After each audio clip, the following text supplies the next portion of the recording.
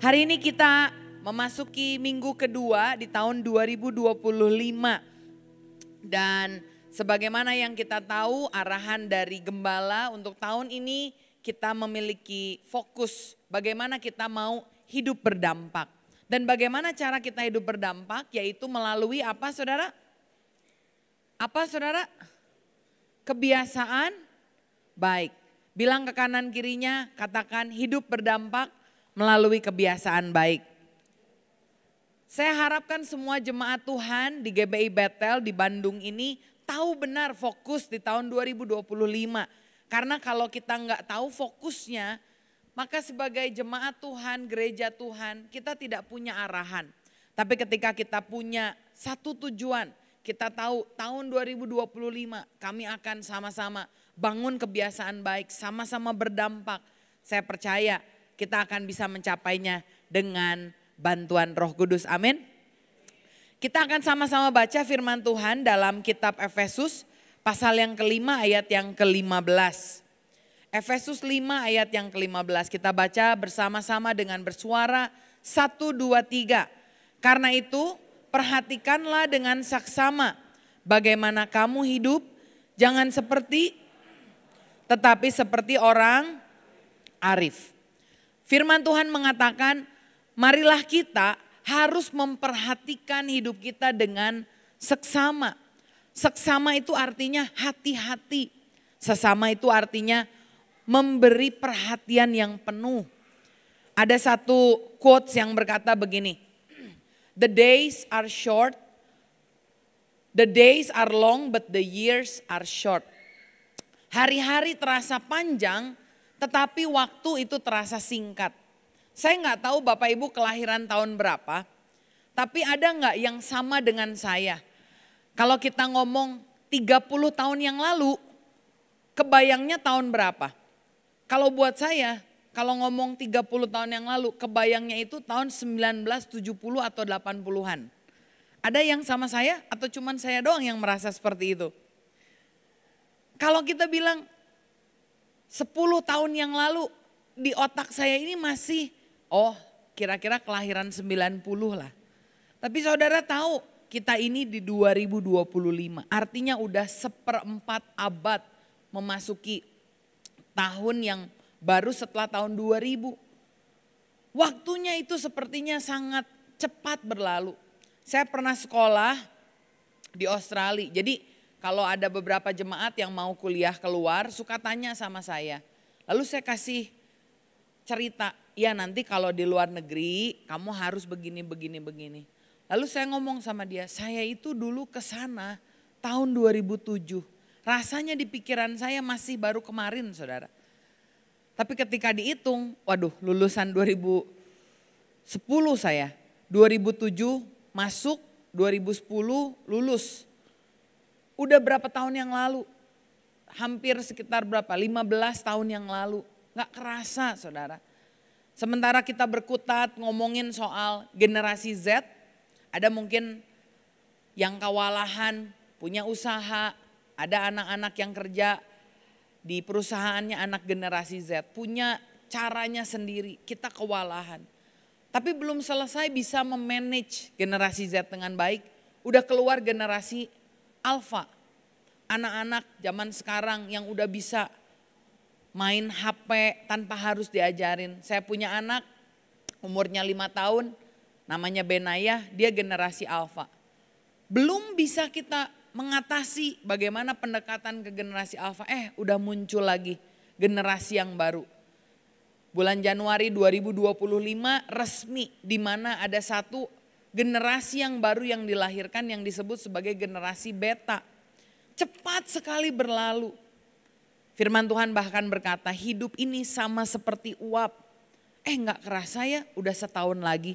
Gak kerasa ya sebentar ini udah mulai masuk tengah Januari. Gak lama Februari, Maret cepat sekali berlalu. Dan kalau kita tidak memperhatikan hidup kita dengan seksama, saya khawatir kita berjalan di tempat. Kita nggak kemana-mana, kita nggak berubah, kita begitu-gitu aja. Karena itu hari ini kita mau coba cross check sama diri kita. Kita ini hidup seksama atau lawannya. Lawan dari seksama itu adalah teledor. Saya mau bandingkan orang yang punya hidup yang teledor dibandingkan orang yang hidupnya saksama. Ada 3 perbedaan di sini. Saudara boleh cek ya, saya ini masuk ke yang mana. Orang yang hidupnya teledor tidak punya tujuan. Orang yang hidupnya teledor tidak punya rencana. Orang yang hidupnya teledor tidak punya kebiasaan. Sementara orang yang hidupnya seksama itu punya tujuan dan spesifik. Orang yang saksama karena dia tahu dia mau kemana, dia punya rencana. Gimana caranya untuk mencapai ke sana. Karena dia punya rencana, dia membangun sebuah kebiasaan. Berapa banyak di antara saudara yang kalau bangun tidur, kalau hari kerja oke lah. Kan kita harus kerja misalkan jam 9 masuk ya. Jadi saudara biasanya Senin sampai Jumat punya kebiasaan. Tapi kalau bicara soal Sabtu, Sabtu saudara tertata enggak? Apakah saudara kalau hari Sabtu itu hidupnya enggak ada rencana sama sekali, enggak ada planning, enggak ada tujuan. Bangun jam berapa kalau ditanya sama orang? Ya tergantung. Kadang kalau hari Sabtu ya jam 10, jam 11. Karena enggak ngapa-ngapain. Sementara kalau saudara punya tujuan, hal yang sekecil bangun tidur pun itu pasti berbeda. Kalau saudara punya tujuan, misalkan saya bilang, hari ini saya mau pergi ke Jakarta. Kan saya pasti pikir nih, misalkan naik KCIC, mundur. KCIC-nya ada jam berapa aja ya? Oh jam 8. Oh kalau ada jam 8 berarti dari rumah saya harus jam berapa perginya? Ada rencana, ketika ada rencana ada kebiasaan. Saya harus bangunnya jam berapa biar bisa mengejar tujuan. Berapa banyak dari saudara yang selama ini anak-anak muda ketika nanti mau kerja, ketika kuliah, apa yang mau dicapai? Punya gak tujuan spesifik?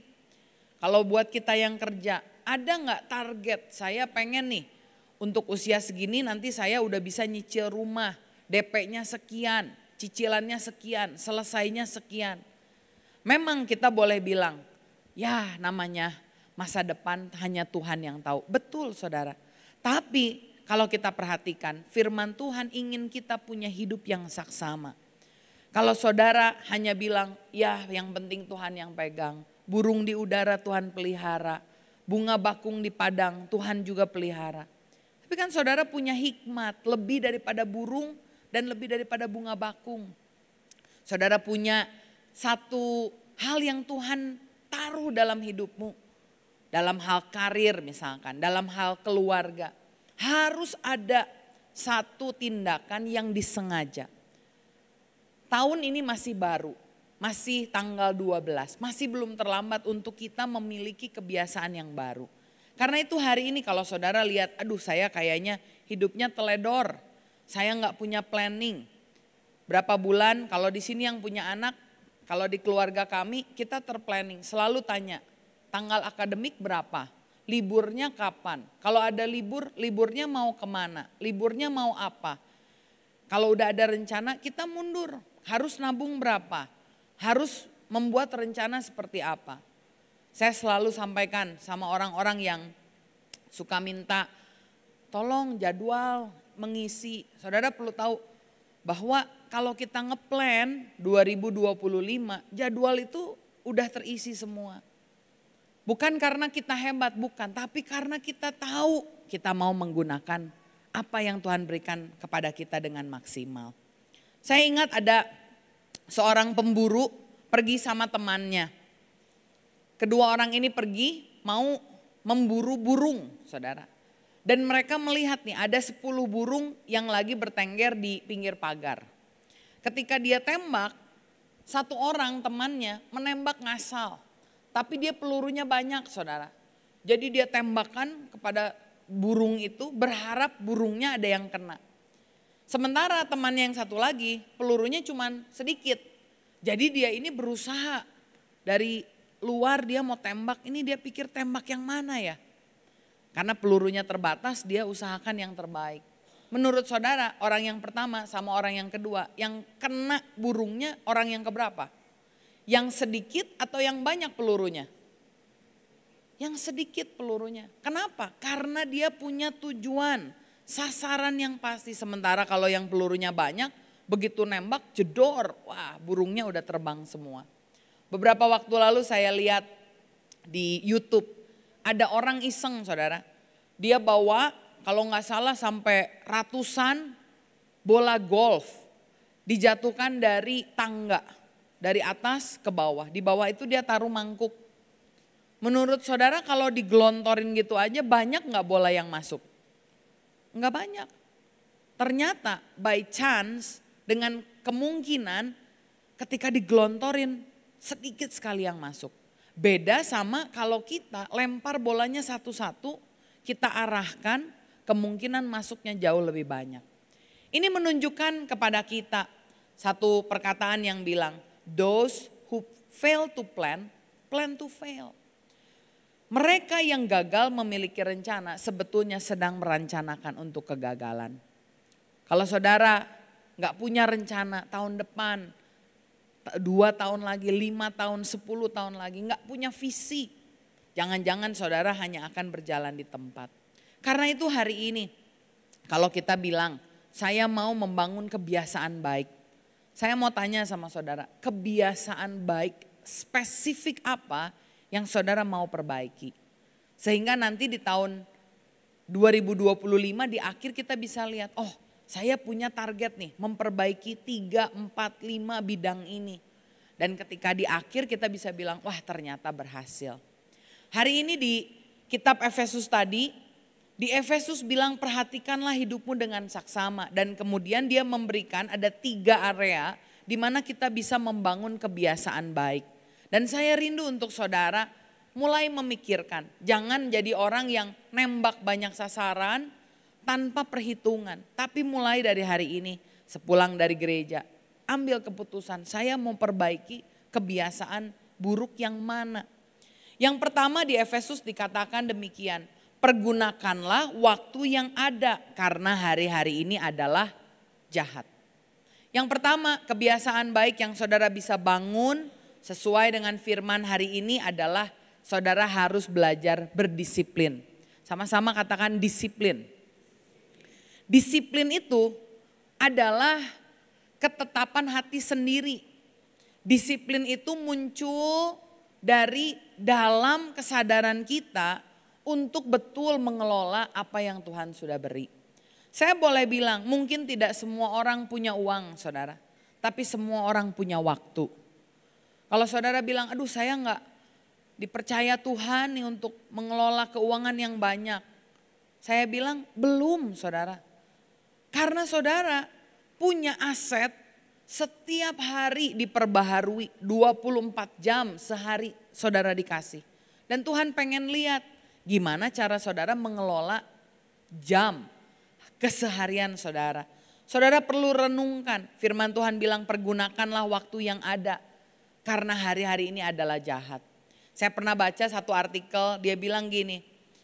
Coba lihat orang Korea itu punya namanya Kakao Talk. Untuk kalau kita biasanya nge-text orang ya, kirim pesan. Orang Korea mengeluarkan satu aplikasi namanya Kakao Talk. Terus dibilang orang Jepang itu punya Line. Sama itu juga aplikasi untuk chat orang. China katanya, Korea punya Kakao Talk, Jepang punya Line, China punya WeChat, Kanada punya BBM, Amerika punya WhatsApp. Tapi hanya orang Indonesia yang punya semua waktu untuk pakai semua aplikasi itu. Aplikasi di saudara ada banyak banget mungkin ya. Penelitian, survei membuktikan ini dari State of Mobile tahun 2024 kita dapat juara peringkat pertama. Peringkat pertamanya apa? Warga Indonesia juara 1 kecanduan HP di dunia. Habiskan waktu berapa jam? 6 jam sehari. Coba kita hitung ya 24 jam. Kemudian kita tidur sekitar 8 jam. Berarti sisa berapa tuh? 16 jam ya kira-kira. Dari sekitar 16 jam yang kita pergunakan, ternyata orang Indonesia mantengin HP 6 jam. Saya nggak tahu apakah saudara berkontribusi ya terhadap hasil ini. Mungkin saudara kontribusi 3 jam, 4 jam ya. Tapi rata-rata ternyata 6 jam saudara, kecanduan HP. Ada yang di sini saudara bilang saya mau tidur jam 9, jam 11 masih ada di depan HP. Saya mau bangun jam 5, tapi karena tidurnya molor, bangunnya jadi molor. Ada saudara yang mungkin kalau keluar rumah sekarang gak bawa dompet, tenang. Tapi kalau gak bawa HP, aduh kayaknya kehilangan, ada sesuatu yang aneh. Kalau ada hal yang ketinggalan di rumah, kita udah terlanjur naik kendaraan, aduh lupa, ya udahlah nanti aja. Tapi kalau ketinggalan HP, rasanya susah sekali. Handphone tidak salah saudara. Saya gak bilang seudah dari sini jemaat Tuhan kumpulkan handphonemu di luar supaya saudara gak terganggu lagi waktunya. Enggak. Tapi yang saya mau, mari kita sama-sama belajar berdisiplin menggunakan handphone kita. Saya juga masih bersalah dalam hal ini.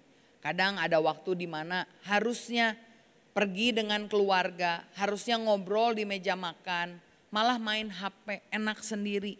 Lagi kagok, sekarang orang kalau nonton sambil makan atau nunggu sesuatu sambil nonton. Tapi mari kita sama-sama belajar menggunakan waktu yang ada. 3 cara yang saya perhatikan untuk bisa kita berdisiplin secara waktu. Saudara boleh catat ini. Ngomong-ngomong mencatat khotbah itu juga satu kebiasaan yang baik. Karena ternyata ketika saudara mencatat, saudara bisa lebih menangkap.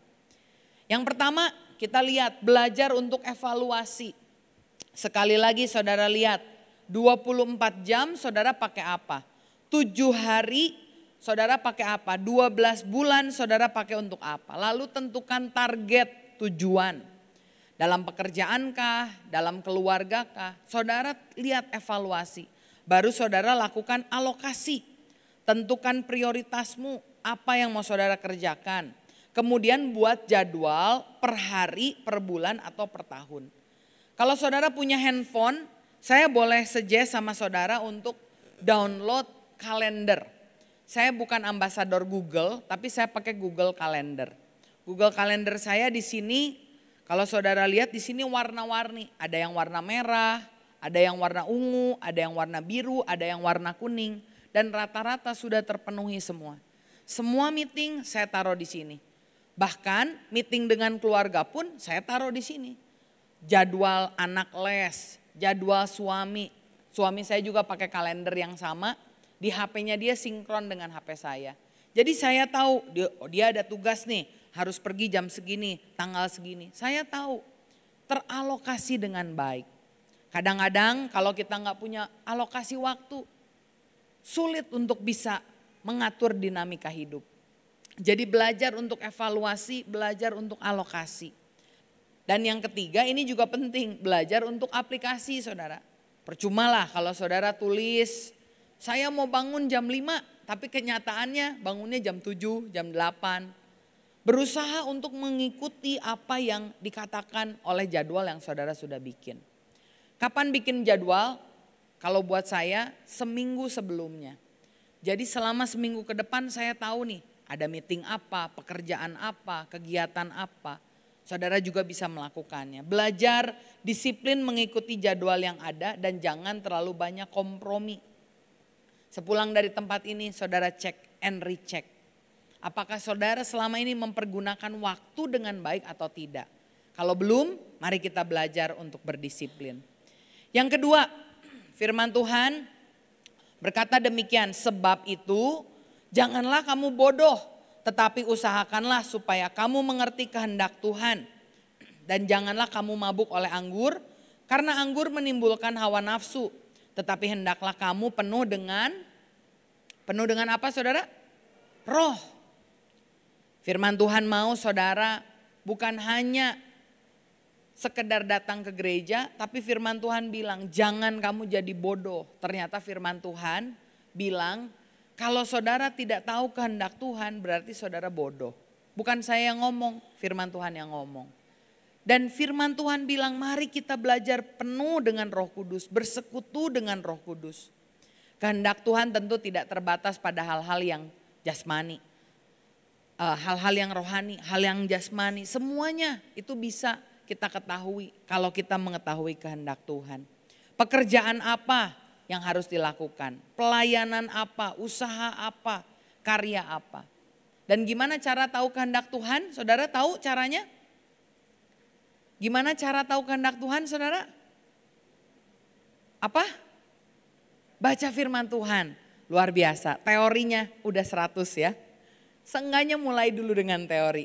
Tapi tahun ini kita mau belajar praktek. Saudara mungkin sudah dengar ada gerakan yang baru didorong. Sebetulnya bukan gerakan baru ya. Sudah ada dari lama tapi kita gak pernah branding. Tapi tahun ini kita mau belajar untuk gedor. Sama-sama bilang gedor. Tangannya gini, gedor. Gedor, gedor, gedor. Gedor itu adalah gerakan doa dan firman. Selama beberapa tahun ke belakang kita dorong jemaat Tuhan. Ayo baca firman Tuhan 3 pasal sehari. Dikasih kertasnya, disuruh checklist, sertifikatnya dikasih kalau sudah selesai. Tapi dari sekian banyak jemaat yang datang, hanya segelintir orang yang melakukannya. Dan itu menyedihkan hati saudara. Karena kita mau jemaat Tuhan bukan hanya rajin ke gereja, rajin pelayanan, tapi rajin baca firman Tuhan. Kalau saudara udah pelayanan, bagus. Tapi janganlah kita melupakan bagaimana kita bisa bertumbuh. Esensi dari doa dan firman. Kita mau sama-sama dukung gerakan ini. Tapi sebelumnya kita mau nyanyikan lagu ini ya, bersama-sama ya. Lagu Gedor. Udah pada tahu lagu Gedor? Belum, kita sama-sama bangkit berdiri. Tim Praise and Worship tolong bantu saya. Kita mau sama-sama semangat. Kalau namanya gedor ya, gedor itu harus semangat. Kita nyanyikan lagu Gedor. Biar nangkep di pikiran kita dan kita lakukan dalam hidup kita. Ayo kita nyanyi bersama-sama.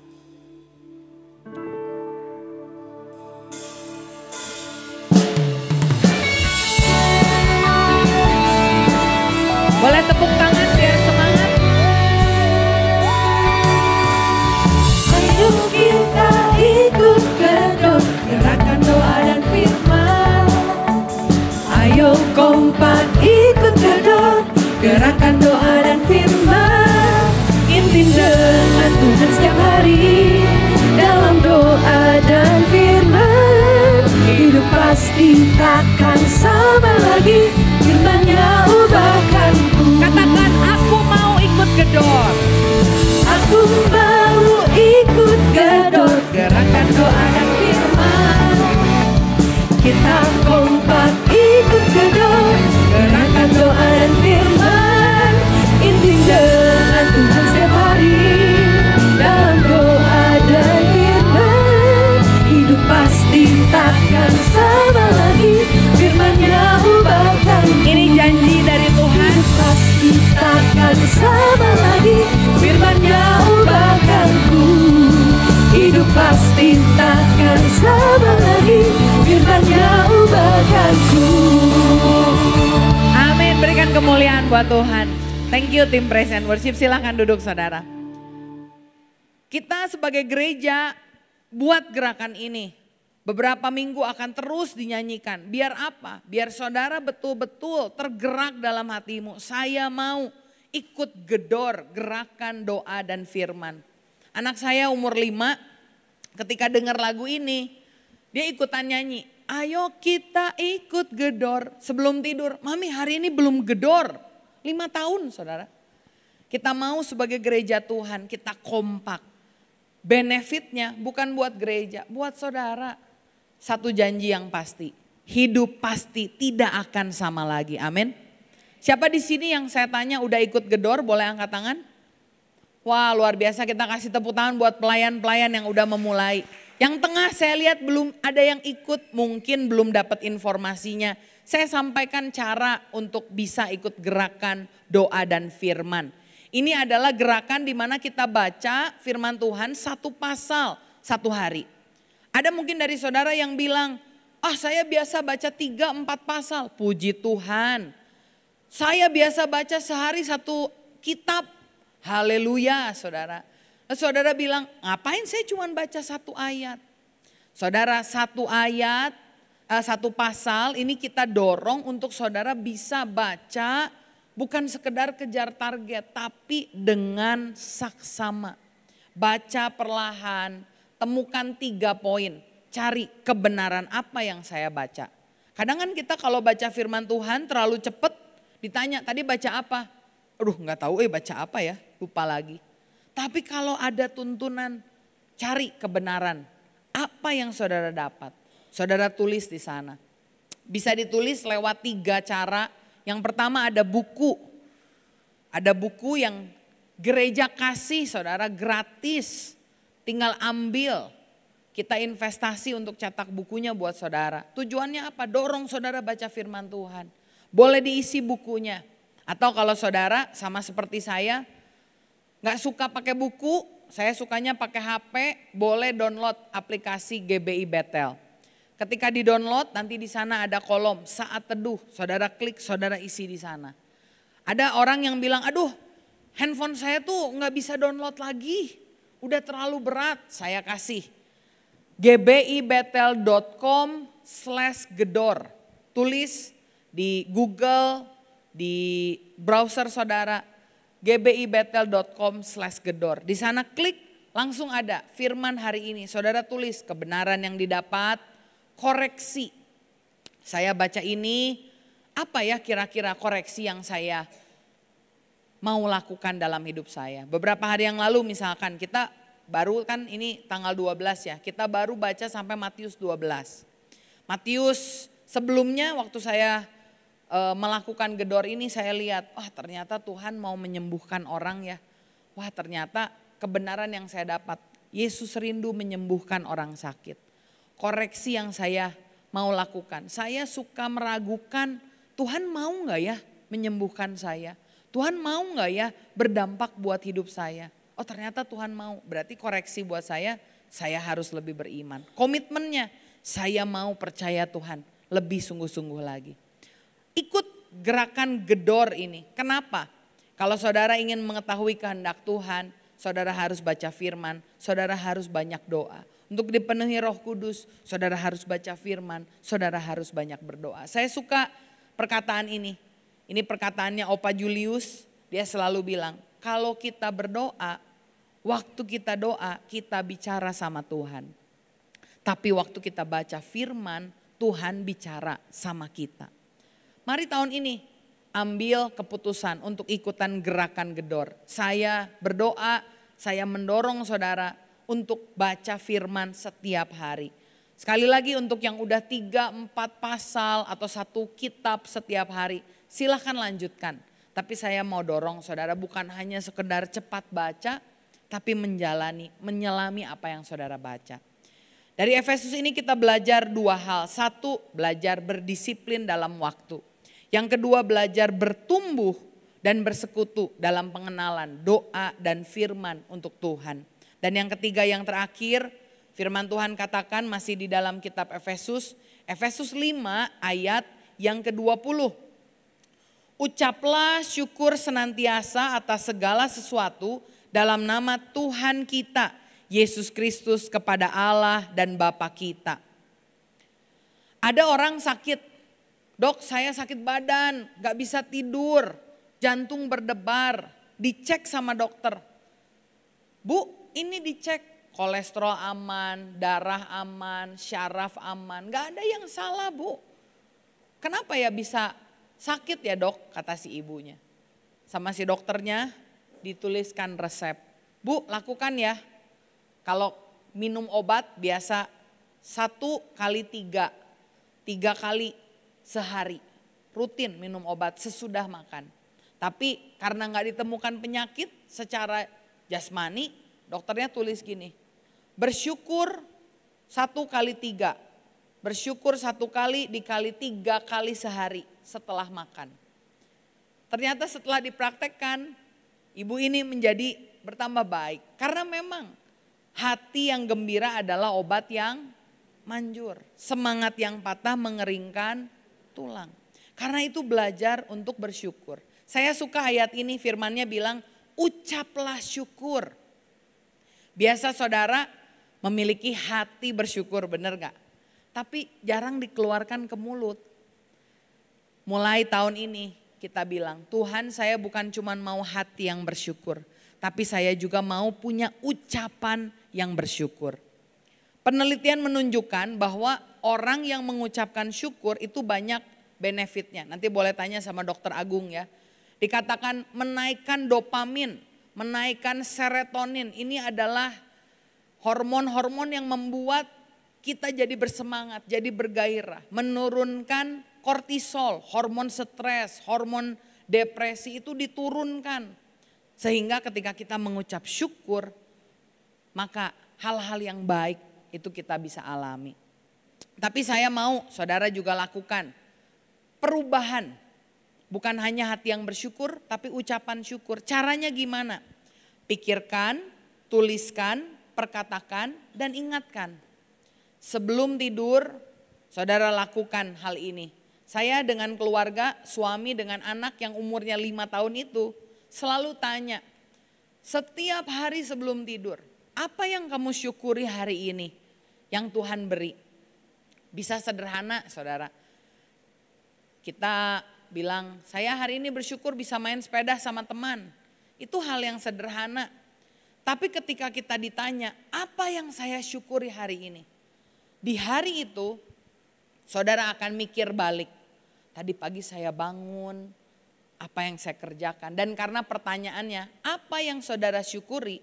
Otak saudara ini akan dengan otomatis memikirkan hal-hal yang baik, yang saudara nikmati hari itu, walaupun keadaan saudara sedang tidak enak. Tapi ketika pertanyaannya, apa yang saudara syukuri hari ini? Otak kita akan membantu kita meng-highlight, menggaris bawah hal-hal yang baik.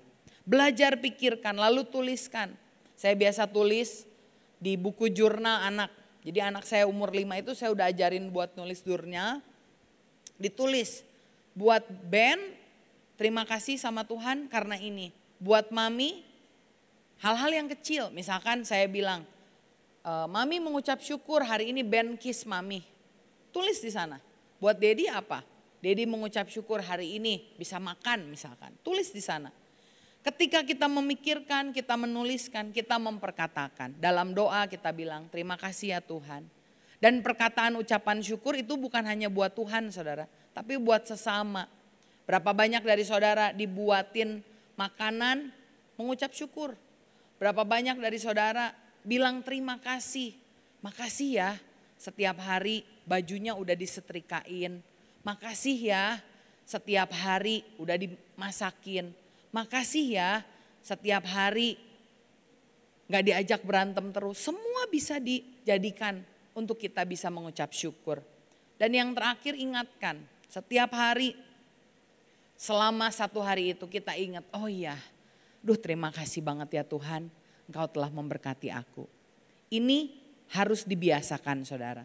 Jangan sampai kita punya kebiasaan menggerutu, kebiasaan untuk selalu menjadi negatif, menyalahkan orang. Tapi kita mau belajar untuk hidup bersyukur. Maukah kita belajar bersyukur? Bukan hanya sekedar hati yang bersyukur, tapi ucapan kita, ucapan bersyukur. Kalau kita ingat sekali lagi, hanya 3 hal yang kita pelajari hari ini. Dari segudang habit, kebiasaan yang saudara bisa bangun. Tapi saya mau tantang saudara, setidaknya 3 hal ini. Belajar berdisiplin diri dalam waktumu. Belajar bertumbuh dan bersekutu di dalam firman Tuhan. Dan yang terakhir belajar bersyukur. Apakah kita bisa melakukannya? Saya tutup dengan ini, tim Praise and Worship boleh maju ke depan. Efesus 5 ayat 8 dan 14 berkata demikian. Memang dahulu kamu adalah kegelapan, tetapi sekarang kamu adalah terang di dalam Tuhan. Sebab itu hiduplah sebagai anak-anak terang.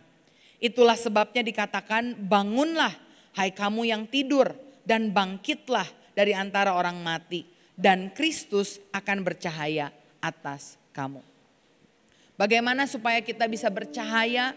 Pertama firman Tuhan bilang, kamu sekarang adalah terang di dalam Tuhan. Sebab itu hiduplah sebagai anak-anak terang. Kalau ada di antara saudara belum terima Yesus sebagai Tuhan dan Juru Selamat, tidak ada terang dalam hidupmu. Hari ini saya tantang, terima Yesus Sang Juru Selamat yang menyucikan kita, membuat kita bisa melayani Tuhan, menjadi maksimal. Mungkin ada dosa-dosa yang saudara lakukan bertahun-tahun. Saudara tahu itu salah, tapi mau dihentikan sulit. Saudara bisa datang sama Tuhan. Saudara bilang, Tuhan tolong saya tahu ini salah. Saya kemarin dengar ada teman yang dulunya suka dugem, pakai narkoba.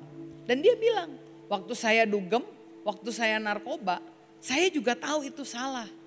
Bukan berarti orang yang dugem, narkoba, merokok, tidak tahu itu salah, tahu. Bahkan dia ngomong, waktu sama temennya ngedugem, ini yang terakhir ya, tapi 1 minggu balik lagi. Waktu make bertahun-tahun dia bilang, saya mau selesai, tapi pakai lagi, jatuh lagi. Sampai dia bilang akhirnya, saya gak bisa keluar dengan kekuatan saya. Dia ketemu Tuhan Yesus dan Tuhan menjamah dia. Dia cerita, dia biasa ngerokok biasa malam-malam, semua udah tidur. Tapi di situ dia udah mulai kenal Tuhan. Waktu kenal Tuhan, rokoknya gak langsung berhenti, tapi Roh Kudus mulai bekerja. Dia cerita, waktu saya ngerokok jam 11, tiba-tiba seperti ada orang yang ketuk hati. Kayak ada perasaan, kayak ada orang yang tanya, kamu ngapain masih ngerokok? Dan itu dari hari ke hari. Hari pertama dia biarin, hari kedua dia biarin. Hari ketiga, keempat, berminggu-minggu sampai akhirnya dia bilang, ini pasti Roh Kudus nih yang mengingatkan saya. Semenjak itu dia berhenti, tidak lagi merokok. Dan saya percaya saudara, sebagaimana firman Tuhan bilang, kamu adalah terang di dalam Tuhan. Kalau Tuhan sudah ada dalam hati kita, Roh Kudus mulai berbicara. Jangan abaikan suara Roh Kudus. Ketika saudara melakukan sesuatu yang negatif, ada sesuatu yang bicara sama saudara. Masa pelayan kok gitu? Masa orang Kristen kok gitu? Masa udah ke gereja kok gitu? Masa udah ditebus Tuhan ya kok masih gitu? Dengarkan dan saudara bilang, Tuhan aku mau berubah. Saya percaya ketika Yesus mati di atas kayu salib, semua yang buruk sudah Tuhan gantikan. Dan bagaimana saudara bisa bersinar? Yang terakhir dikatakan, bangkit, bangun. Dan Kristus akan bercahaya atas kamu. Katakan ke kanan kirinya, bangkit, bangun. Kalau selama ini kita terlelap, terlena, gak pernah mikirin kehidupan kita. Hari ini sepulang dari tempat ini, saya mau bangkit, saya mau bangun. I want to seize my life. Saya mau pakai hidup saya secara maksimal. Dan biarkan firman ini menguatkan kita, mengingatkan kita untuk bisa hidup berdampak lewat kebiasaan baik yang kita kerjakan bukan dengan kekuatan kita, tetapi dengan kekuatan dari Tuhan sendiri. Amin. Biar firman ini menguatkan saudara, mari kita sama-sama bangkit berdiri.